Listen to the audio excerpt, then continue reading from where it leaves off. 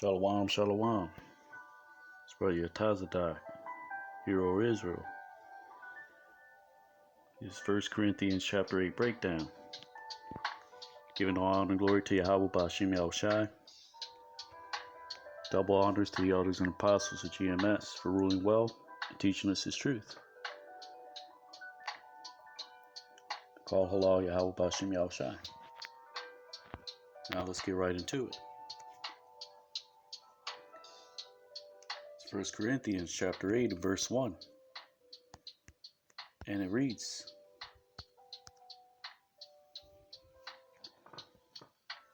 Now as touching things offered unto idols, we know that we all have knowledge. Knowledge puffeth up, but charity edifieth.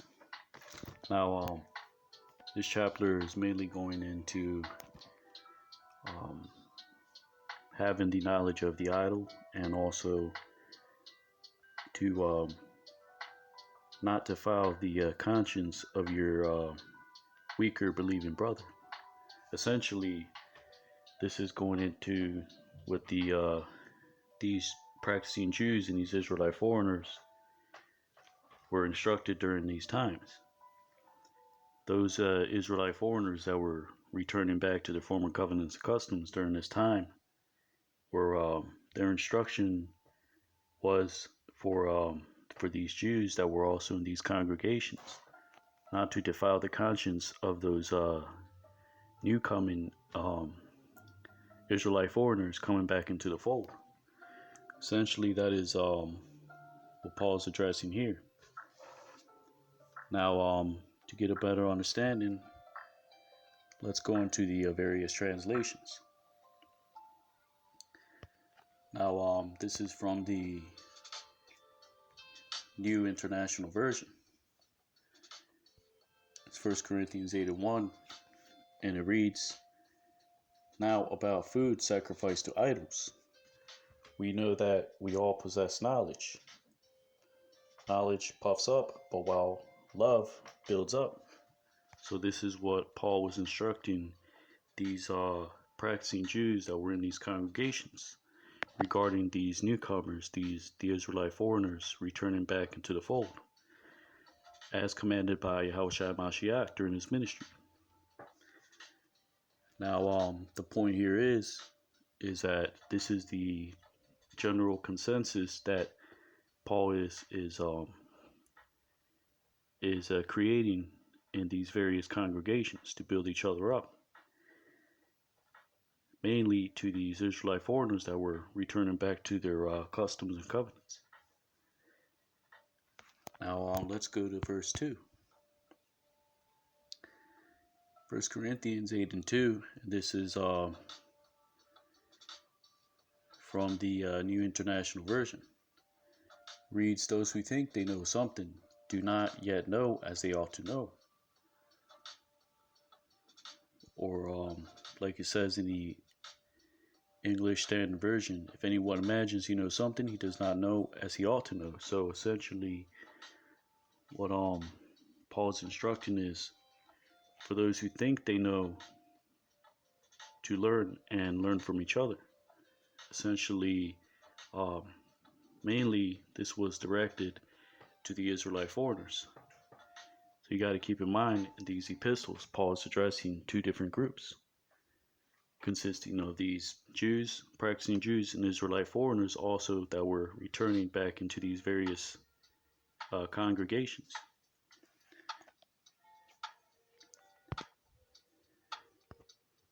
Now, let's go back to the King James for verse 3. It reads, But if any man love God, the same is known of him. Essentially,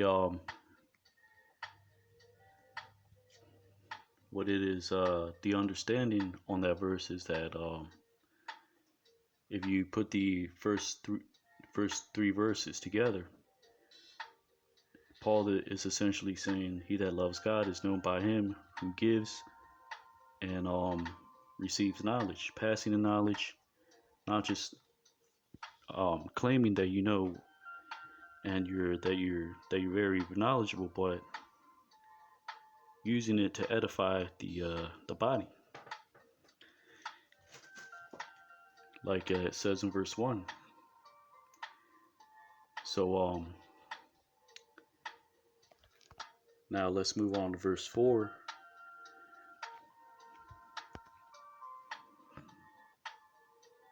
It reads, 1 Corinthians chapter 8 and verse 4. Now let's read this in the New Living Translation. It reads, "So what about eating meat that has been offered to idols?" It reads, "Well, we all know that an idol is not really a god, and that there is only one God." So that is true. And that is what Paul is instructing to those at Corinth regarding the sacrificial food offered to idols, because this was a common heathenish practice among these Romans and Greeks. So essentially, these practicing Jews that were gathering together with these Israelite foreigners, which they were well versed and learned in the Torah and the prophets, they had this knowledge. So Paul is instructing them, like he says in verse 1, to edify one another. Mainly these Israelite foreigners who were returning back into the fold during this time. Now, you got to keep in mind, like I mentioned in the previous video, the things that Paul say is not doctrine, and everything can't be quoted and taken literally. There's times when he is exaggerating. There's times when he's like I said in the previous video, he's doing what's called a hyperbole, which is an exaggeration. So there's times when he exaggerates to make a point. Other times he's using examples, and he concludes the chapter or the verses that follow, proving his point. So not everything he says is doctrine. Some things, and there's also, like I said in the previous video, in some instances he is merely giving his opinion and commentary on things that are going on during this time. So let's go to the previous chapter for that. 1 Corinthians chapter 7 verse 10. It reads, "And unto the married I command, yet not I, but the Lord. Let not the wife depart from her husband." So that is Paul is speaking on his own personal opinion, and he's making his own commentary. Now let's go back to chapter 8 and verse 5 in the New Living Translation.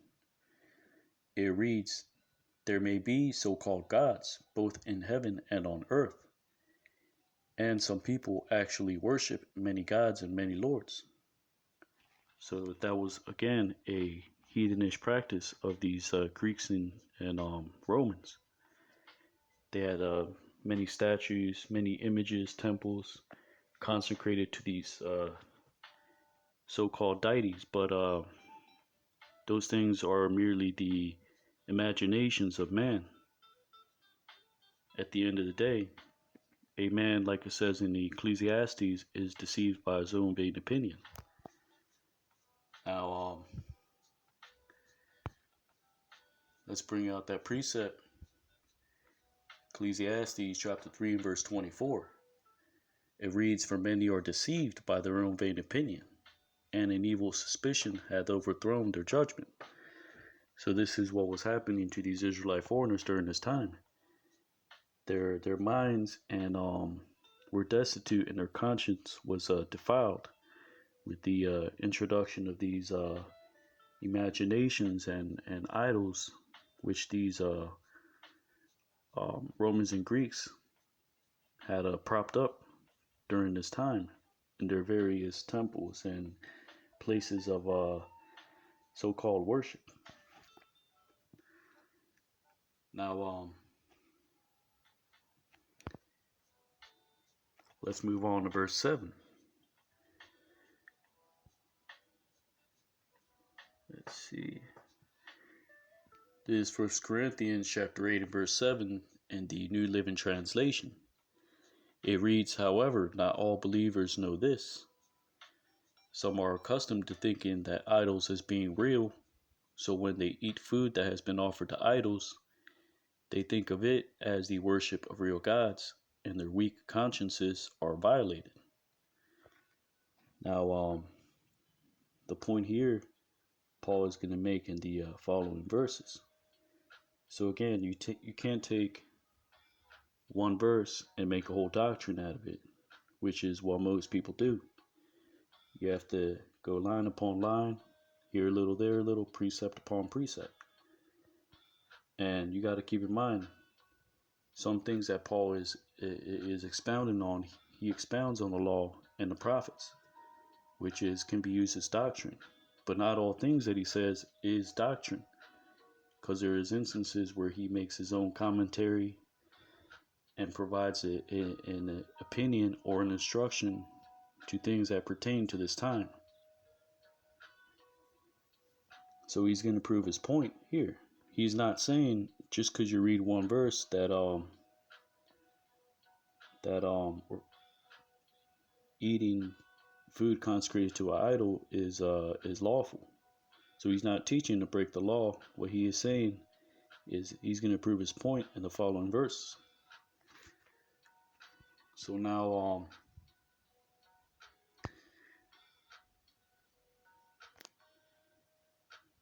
this is 1 Corinthians chapter 8 and verse 8. In the let's read it in the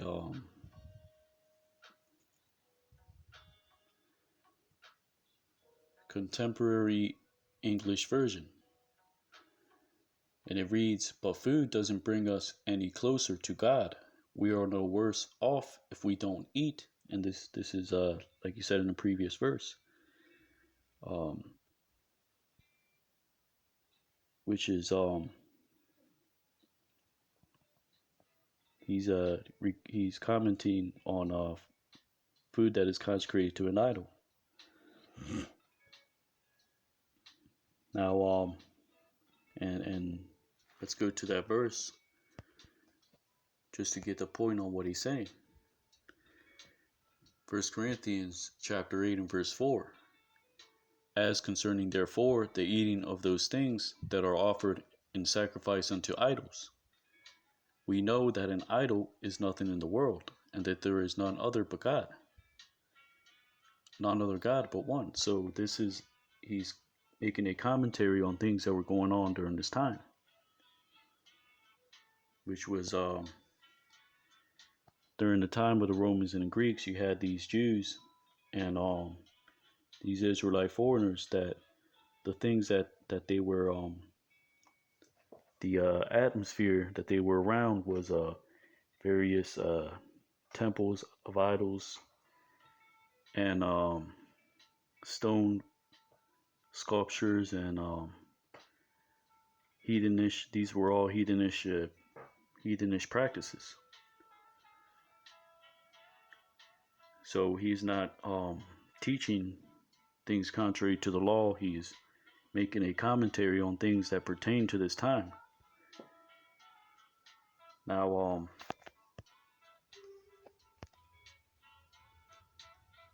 let's read on in chapter 8 and verse 9. It's 1 Corinthians chapter 8 and verse 9.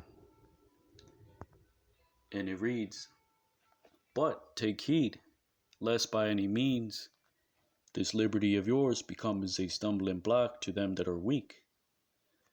So the point here is that in verse 8,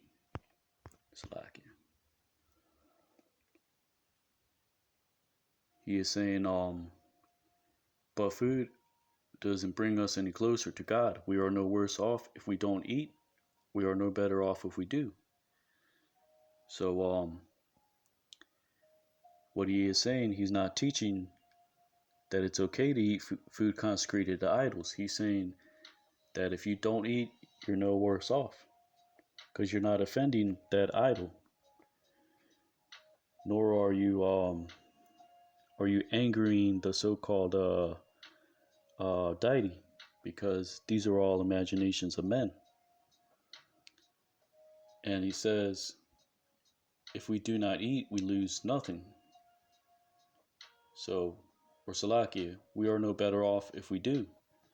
And if you eat it, you're no better, because the point here is he's going to make a point in the latter verse regarding one that may be built up in the correct way and know that an idol is not anything.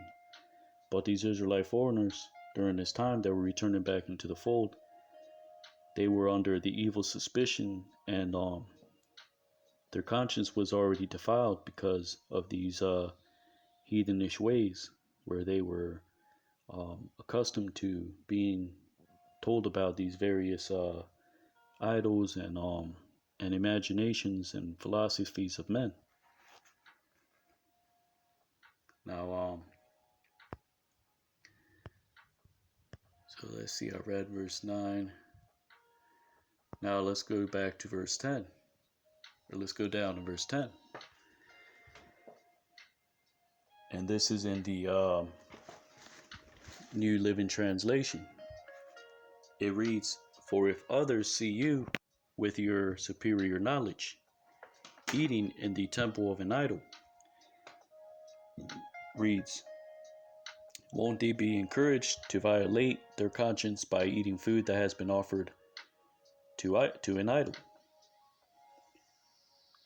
So he's speaking again regarding things that were going on during his time, and these were these heathenish customs. So the Israelite foreigners, they were aware of such practices more than these practicing Jews that were in these congregations. So he who was puffed up in knowledge that he's regarding in verse 1 is speaking on these Jews that were congregating with these Israelite foreigners during this time, and they were somewhat built up because they were well learned in the law, in the prophets, but they were separating from the rulers of the Jews and their practices and traditions that they were adding to the to those who were keeping the law. They were adding these traditions. So these practicing Jews that were gathering together with these Gentiles in these congregations, they were separating from that and getting built up in the correct manner, as Yahushua Mashiach taught in the execution of the law, and also into gathering with these Israelite foreigners. So that's who Paul is referencing in verse 1, because they had the knowledge of the law and the prophets. They were aware that an idol is a thing of an imagination, like you have today in these so-called religions and philosophies of men, which is really out of man's imagination. Now, let's go down to verse 11. So that is who Paul is referencing, the one with the knowledge, and not to defile the conscience of their fellow believer, which was these Israelite foreigners who were built up in this type of understanding.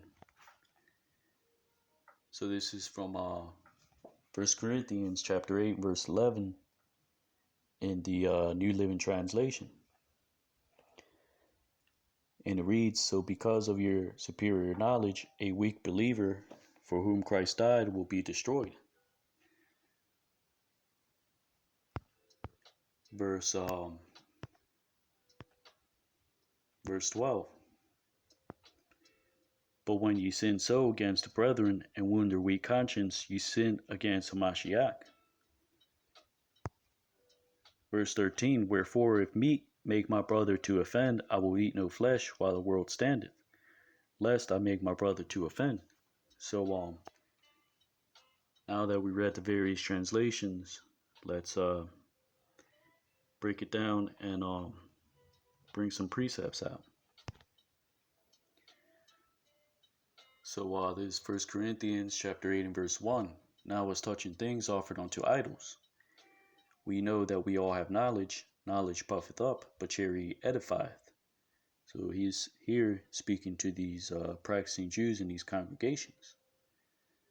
And he's teaching them to edify their fellow believer, which were these Israelite foreigners who were not built up in the knowledge that an idol is just a thing of the imagination. Verse 2. If any man think that he knoweth anything, he knoweth nothing, yet as he ought to know. Verse 3. But if any man love God, the same is known of him. So if you put in those verses together, you understand that Paul's saying he that loves God is known by him who gives and receives knowledge according to the to what is written.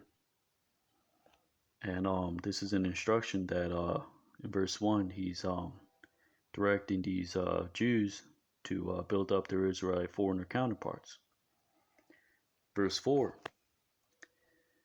As concerning therefore the eating of those things that are offered in sacrifice unto idols, we know that an idol is nothing in the world, and that there is none other God but one.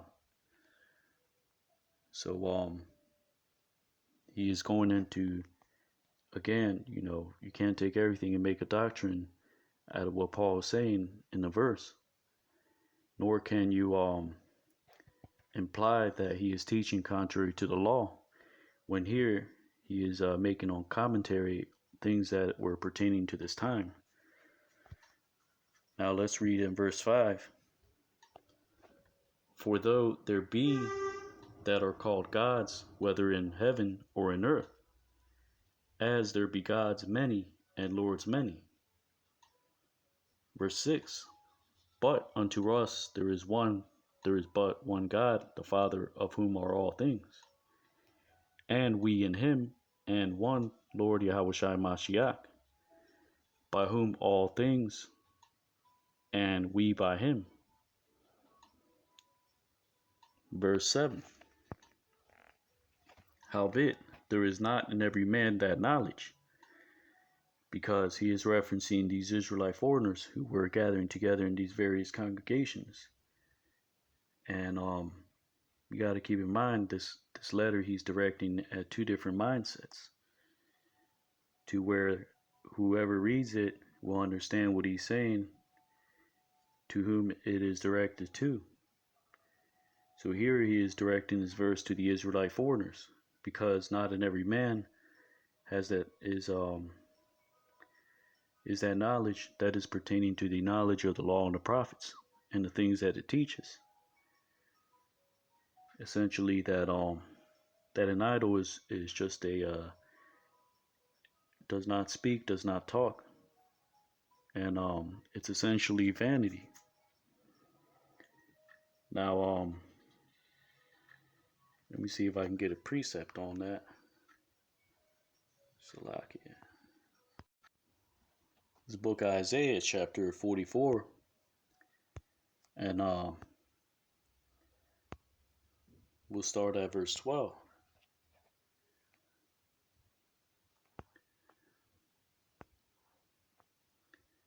Or actually, verse 9. And it reads, They that make a graven image are all of them vanity, and their delectable things shall not profit.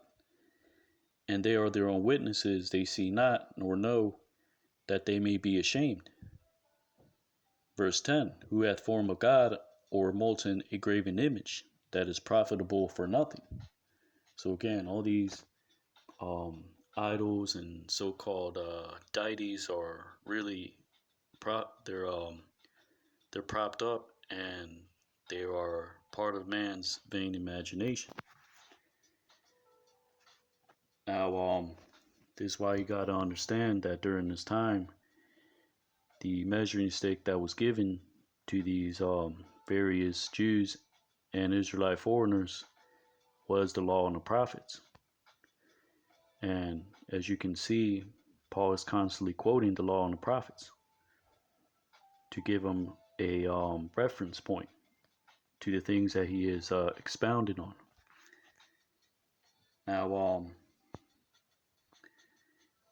verse 11, behold, all his fellows shall be ashamed, and the workmen. They are of men, let them all be gathered together, let them stand up, yet they shall fear, they shall be ashamed together. Verse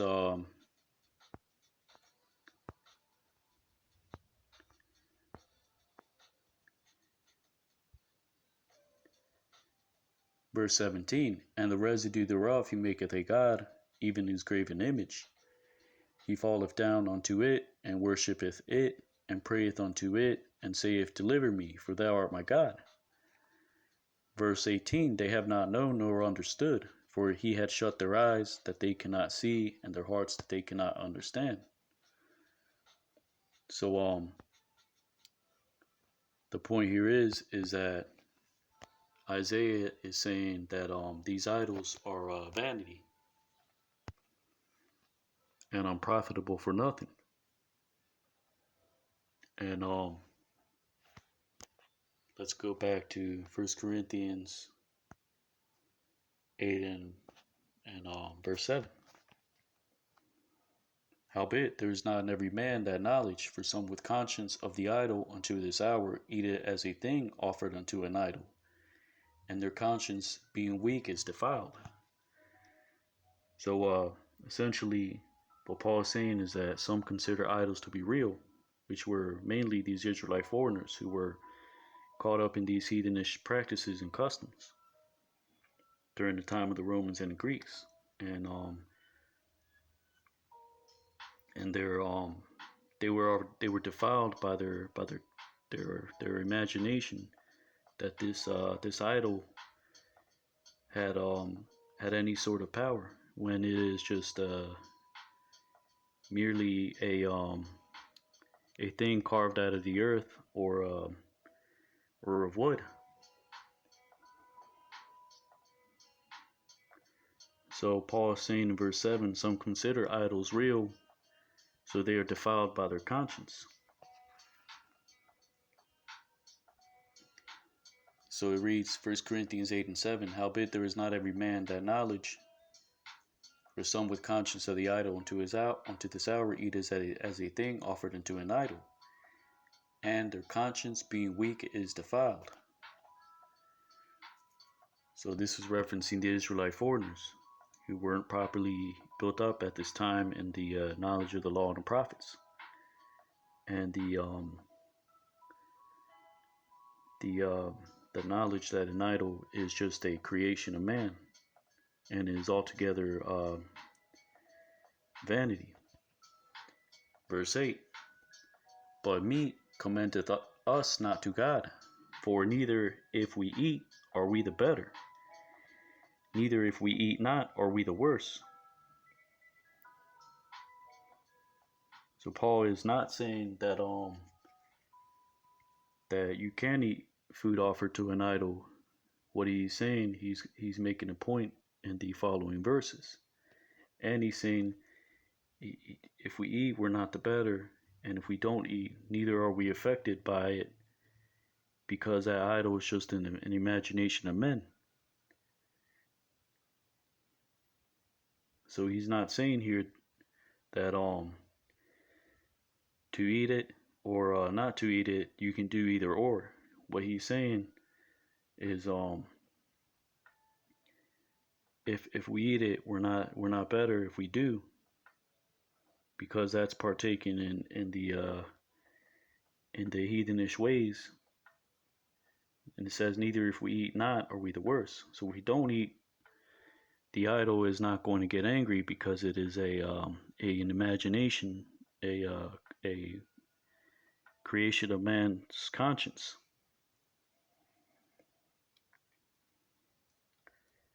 Now, see if I can get a preset. Let's go to the or actually, let's read verse 8 first. 1 Corinthians chapter 8 and verse 8. But meat commendeth us not to God. For neither if we eat are we the better, neither if we eat not are we the worse. Verse 9. But take heed lest by any means this liberty of yours becomes a stumbling block to them that are weak. Actually, let me get the precept. 1 Corinthians chapter 10 verse 25. So as you can see, he's referencing two different instances. Things that are sold in the shambles, which were consecrated to idols, and the other reference that he's making to things that were pertaining to the time of the Romans and the Greeks, were those that were partaking in the idol's temple and eating in that temple things offered unto idols. So as you can see, 1 Corinthians 10:25, whatsoever is sold in the shambles that eat, asking no question for conscience sake. This is why he says in chapter 8 and verse 4 and on down that an idol was nothing. And if you eat that what is sold in the shambles, the understanding is that you're not supposed to question that, because the prophet Ezekiel said, Ezekiel 3:14, you shall eat your food defiled amongst the Gentiles. But the point here is that Paul is not teaching to offer things unto idols and that it's okay. But he's saying, like he said here in 10:25, that an idol really isn't anything. So if something is sold to you, question whether or not it is offered unto idols, but just take it, but don't partake in that custom of actually offering it up to an idol. So that is the point that he's saying here in chapter 8 and verse 7 and on down. But verse 8, he's saying, neither if we eat are we the better, neither if we eat not are we the worse. So verse 9, but take heed by any means lest this liberty of yours becomes a stumbling block to them that are weak. He's speaking to the Jews. Verse 10, for if any man see thee which has knowledge, the practicing Jew, sit at meat in the idol's temple, shall not the conscience of him which is weak, which is these Israelite foreigners, be emboldened to eat of those things which are offered to idols? Meaning they'll think it's okay if they see you, the practicing Jew, who is aware that an idol is nothing. Now, does that mean it's okay to partake in the idol's temple and offer things up to idols and eat in the idol's temple? That's not what Paul is saying. He's using that as an example. Like he says in verse 11, and through thy knowledge shall the weak brother perish, for whom Christ died. Because this Israelite foreigner, what he's saying, if he sees you partaking in the idol's temple and eating of the things offered and sacrificed to idols and partaking in it, they will think it's okay to partake in that also. So Paul is saying that it's not okay. Now, let's go to chapter 6 and verse 12. 1 Corinthians chapter 6 and verse 12. And it reads, all things are lawful unto me, but all things are not expedient. All things are lawful for me, but I will not be brought under the power of any. Verse 13. Meats for the belly, and belly for the meats, but God shall destroy both and them. Salakia. So, although the example that Paul was making in 1 Corinthians 8 and 10, that the practicing Jew, if he sits at the idol's temple, and the believer, the Israelite foreigner, that is not built up in the proper way, if he sees him offend, then he's defiling him even further, because that Israelite foreigner was already defiled by their conscience, because they believed, according to these heathenish practices, that there was many gods and many deities, and they had all these idols and temples of worship, which was altogether vanity. Now let's go to 1 Thessalonians chapter 5 and verse 22. So this chapter isn't really too deep. The point is, Paul starts off with verse 1, speaking on these practicing Jews that were in these congregations. And he's saying to build up these Israelite foreigners in the right way, and not to cause their mind to be defiled, because they have already been defiled through the philosophies and imaginations of these heathenish ways.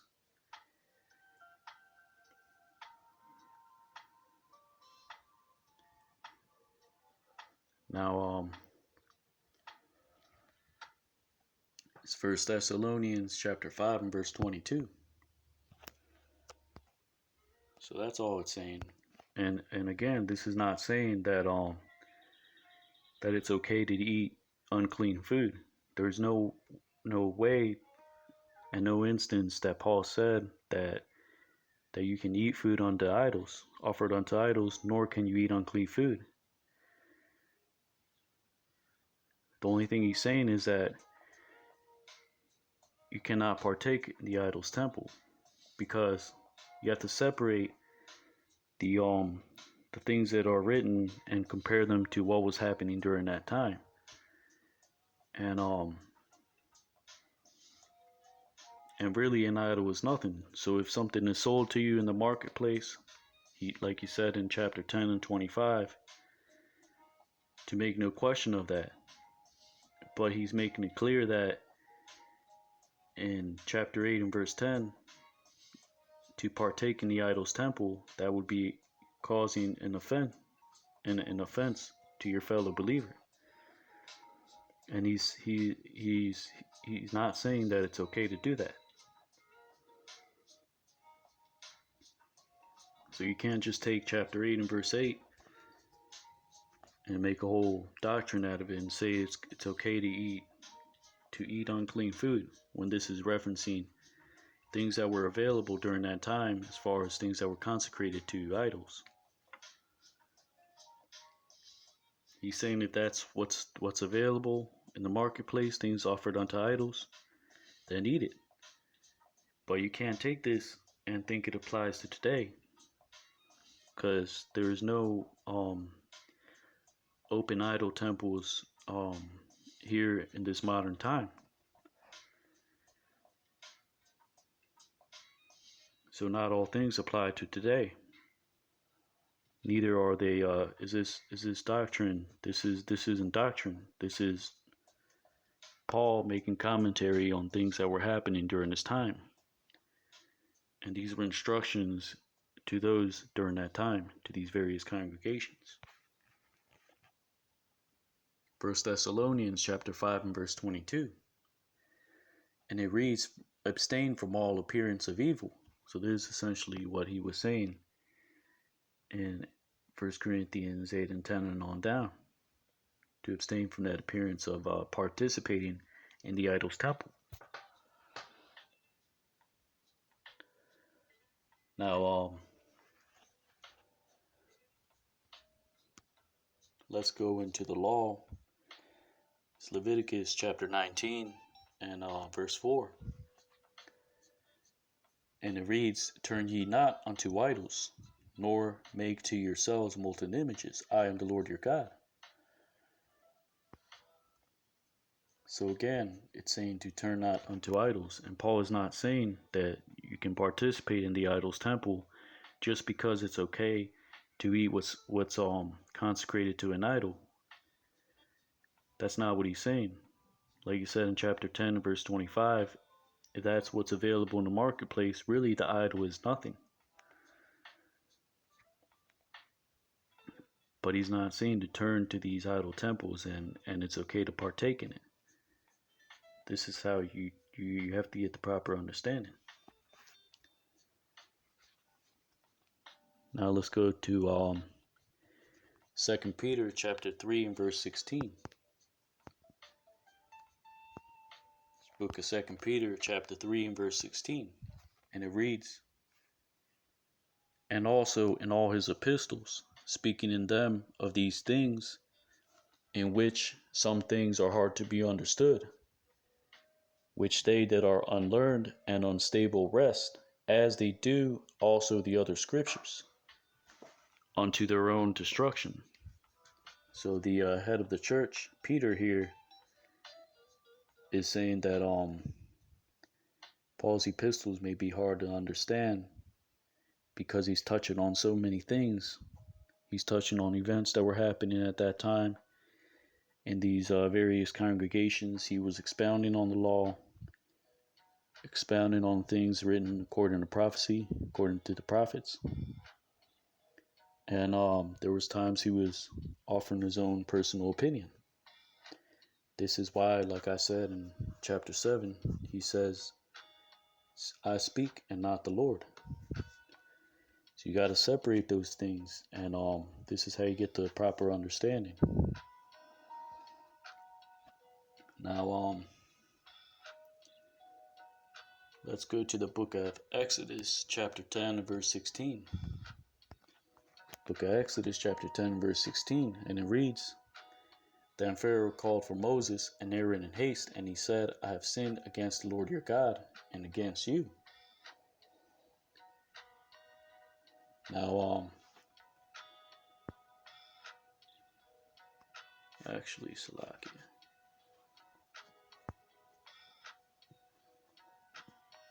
That's not what I was looking for.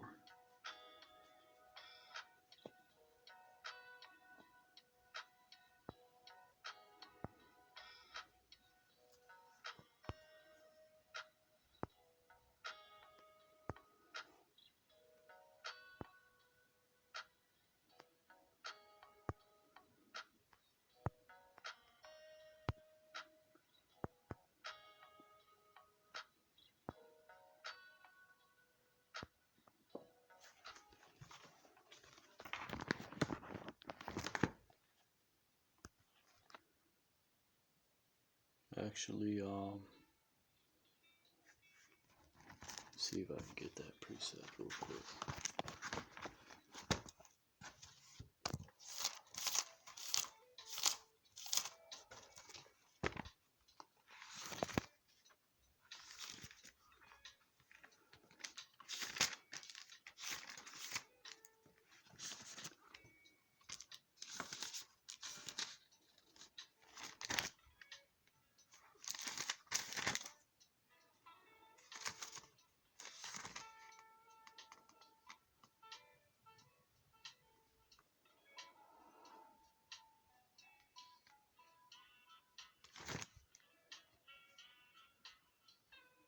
Book of Exodus, chapter 8, and verse 25.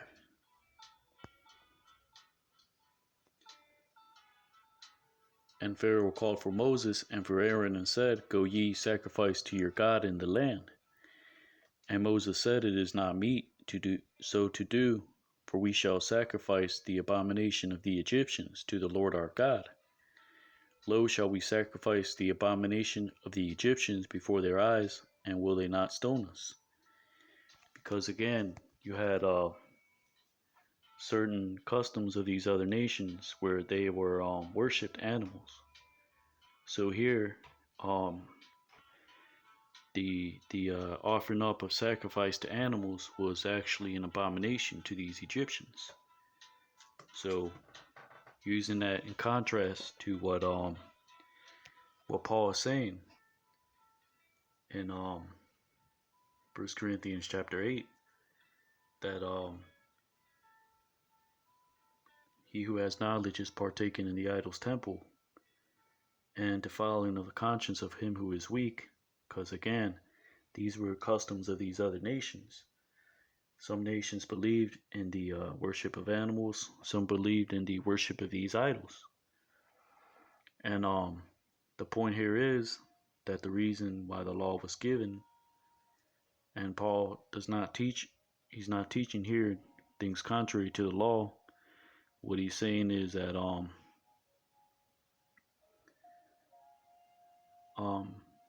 not to defile the conscience of these Israelite foreigners and sin against Hamashiach. Now, like I said, this chapter isn't really too deep. There isn't it's actually clear if you go on into the various translations and you go precept upon precept, line upon line, and here a little and there a little. Like it says, 1 Corinthians 10 and 25. Whatever sold in the shambles, eat, asking no question. So that is the whole point. That Paul is saying, the idol is nothing. Do not make your brother offend.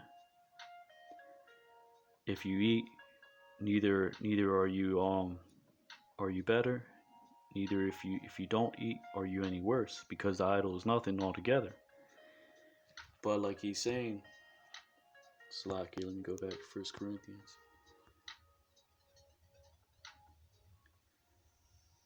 Chapter 8 and verse 10. What he's saying, he's not speaking literally that one can sit at meat at the idol's temple. He's actually creating a scenario here. So he's saying that do not make the conscience of this Israelite foreigner to be defiled, because if you're sitting in the idol's temple, the Israelite foreigner is going to think that that is okay for him to do. But Paul's essentially saying the meat offered to idols is nothing, because they're just imaginations of men. But if you're sitting in the idol's temple, then you're creating an offense in these Israelite foreigners who were straying away from these customs, and were coming back into the fold and keeping the law, statutes, and commandments. So that's the whole point. You can't take this chapter and apply it, think it applies to today, when these were specific instructions to things that were going on back then. Neither does it say that you can eat unclean foods. Unclean being things that are not, when I reference that, I'm referencing things that are forbidden according to the Torah, which is swine, fish without scales, and so on and so forth. But this is speaking on things during this time, food that was offered up to these idols. So Paul's saying it's okay if that's the only thing you can find in the marketplace, because the idol is nothing. But he's saying to not use that as a means to create a stumbling block in these Israelite foreigners, like he said in verse 9. And then 10 and on down, that's just a scenario. That's not literally he's saying that you can participate in the idol's temple. So with that is 1 Corinthians chapter 8 breakdown. Giving all honor and glory to Yahweh B'Shem Yahushai. Kwam Yasharallah Shalom.